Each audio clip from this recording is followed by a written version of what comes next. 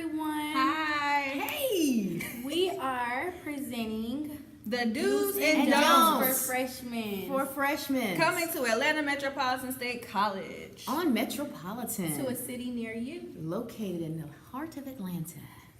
Georgia. That's right.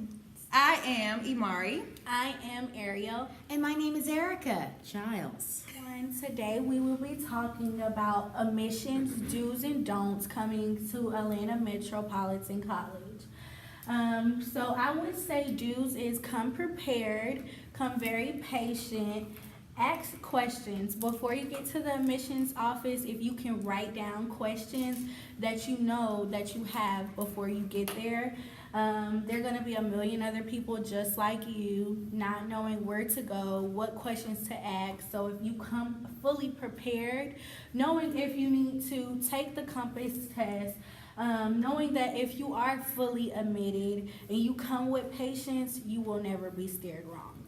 A don't. I would say please do not come in the admissions office being rude or being not prepared, because you want to know what you're getting out of becoming a freshman through the admissions process coming into Atlanta Metropolitan College. Everybody, my name's Erica Childs. I'm back to talk to you about financial aid and why it's so important and so critical to your education.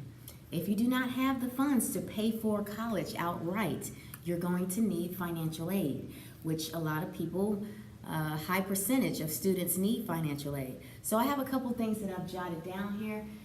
Just the most important things to be prepared. It's very important to be prepared when you're trying to focus on your life and your goals.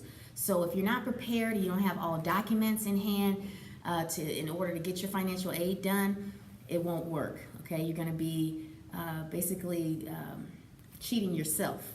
So one of the first things that you need to do if you're trying to get financial aid is you need to go to FAFSA.com. It is not anything that the institutional does. It's something that is a government assistant program. So you would have to go through them. They will ask you the school that you're trying to go to, and then you would apply. You would have to use your taxes. If you have a parent that's involved, you would use their information, the colleges that they went through, but you can also opt out of that information if you're not comfortable in giving that. It's a very easy process. You go online, fill out the application, and they send you an email. They give you a FAFSA ID. You're able to check your status, and boom, you are okay. Then the next step to financial aid is actually going to the financial aid office to see if your financial documents are ready for that current school year. So just say, for example, we're in 2017, 2018 right now. Well, actually 2016, 2017 school year. That's the year that you would have to apply for all the way until summer. That will be good for your financial aid. Then you have 2018 and 19 that will go on to the next year. You have a Pell Grant, and you can also take out loans if necessary. If you don't need to take out a loan, don't take out a loan. They're going to charge interest, and you're going to be in debt before you even get your first job. So the next is have your student ID. If you're going to go to the school, the office here on campus, have your ID on hand so they will be able to assist you promptly, and everything will go fast, and you will have no stress, no worries. They'll know exactly who you are. Have all documents on hand. Just say, for example, if you had a problem online and FAFSA said, hey, we're needing some additional documents, have those documents that you would have to give to the financial aid representative. What they'll do is they'll review your file, and a couple of days down the line, they should have an update, and you should be good to go. It's very important, if you do not have the funds and you are admitted into school and you're registered for classes, make sure you do your financial aid. Anything that needs to be done, make sure you do it and you're waiting on someone else. Don't let them wait on you. It's your education, not theirs. Hi everybody, I am Imari again, and I am back here talking with you guys about academic advisors. First of all, what is an academic advisor? An academic advisor is a faculty member here at the college that will help and assist students with registering for classes. So if you need any help, advice about picking classes, what classes do I need to take for my degree, what my major is going to be, if I need to change my major, if I'm not too sure, Any questions you might have pertaining to you getting your degree and picking out your classes, your academic advisors will be the person to go to. So dues for your academic advisor. Number one, you always want to know who your academic advisor is. You always want to know where they're located. You always want to know how to get in contact with that person, because throughout your education or your time here at this institution, that is the person who you will need to speak with. Number two, when working with your academic advisor, sometimes you will get the runaround. You will have to talk with their assistants first. You might have to meet with another academic advisor if your academic advisor isn't there. But you need to remember to be patient when speaking with the academic advisors. Number three, you want to make sure that you ask questions. Ask any and every question that you could possibly have. Whether it's about teachers, whether it's about certain classes, whether it's about classes that you might have heard that you need to take, classes you don't even know about. You want to make sure you ask all of those questions. Pretty much don'ts for your academic advisor. Don't automatically assume they know what you need. Closed mouths do not get fed.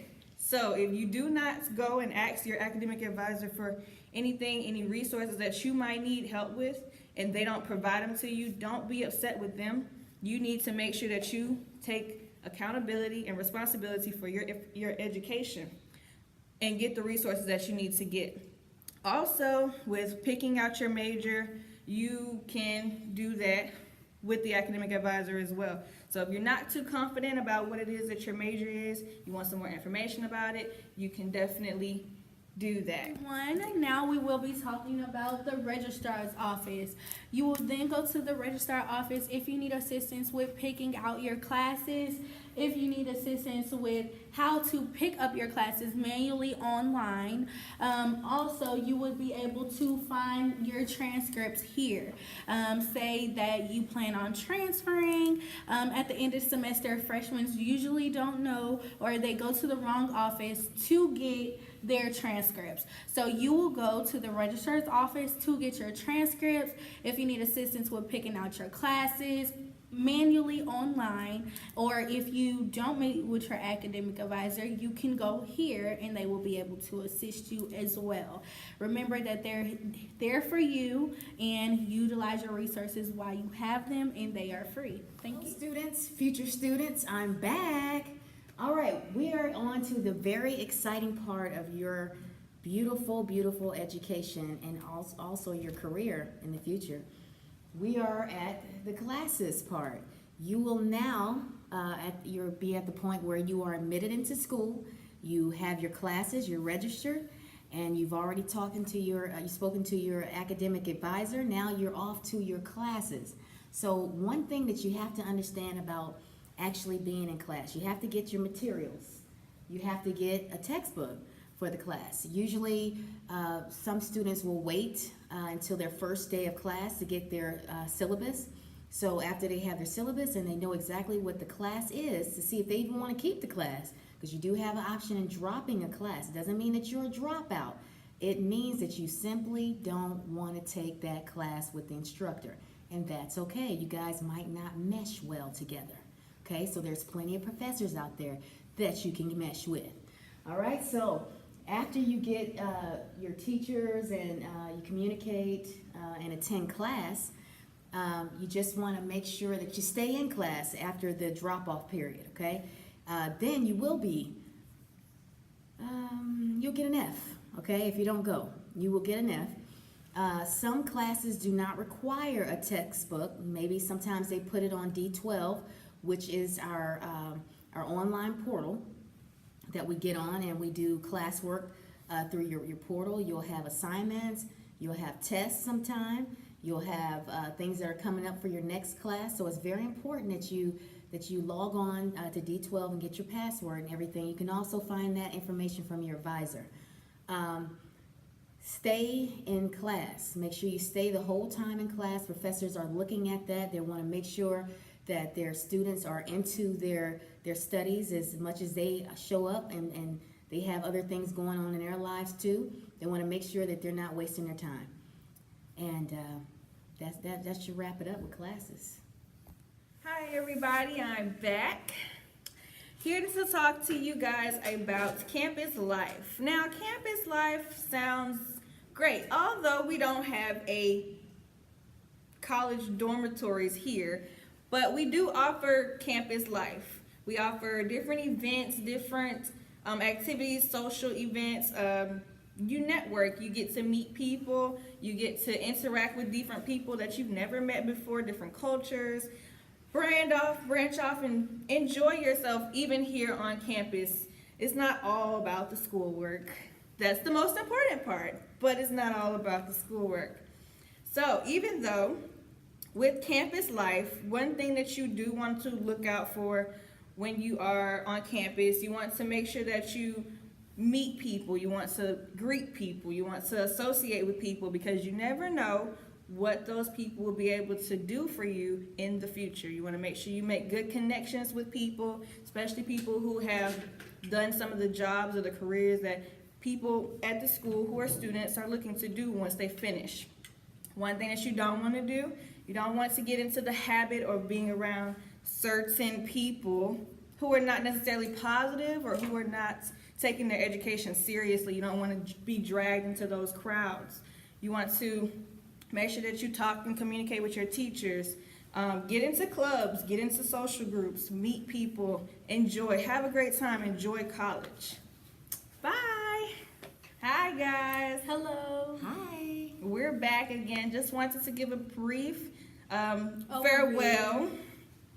About just saying the importance of staying in school to get your degree, to get that career or job that you want in the future. I just want to say that utilizing this video to view why you're a freshman will get the job done, will help you get your degree. And as long as you follow all of the do's and don'ts that we have advised you today, there will be no reason why you shouldn't get your degree. That's right. And it's very important to stay in school. I can't stress that enough, how important it is to get an education. Most people in this world, they'll have degrees and they won't do anything with it. They'll be sitting at a normal job where their degree doesn't even fit in that role. And you don't need to waste your time. If you're going to come to school, make it count. Also, when you come to school, network, meet people, be outgoing, be that person to stand out, because again, you never know what type of contacts you'll come in contact with in your education, in your college experience. So be prepared to meet people and hold yourself to a higher standard. People are always watching you. First impression is the best impression, so make it count.